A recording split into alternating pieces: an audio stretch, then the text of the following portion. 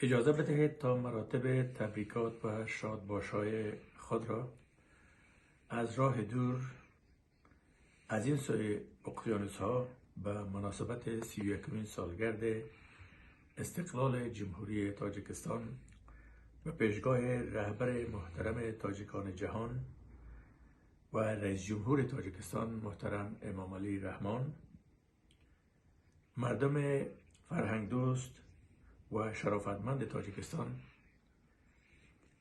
همکاران پیشین در رادیو تلویزیون تاجیکستان ویژه رادیو آواز تاجیکستان پیشکش نمایم. آرزومندم مردم آزاده و با فرهنگ تاجیکستان در پرتو ارزش‌های استقلال و پیروزی‌های بیشتر نائل آیند. فرخنده باد 31مین سالگرد استقلال تاجیکستان.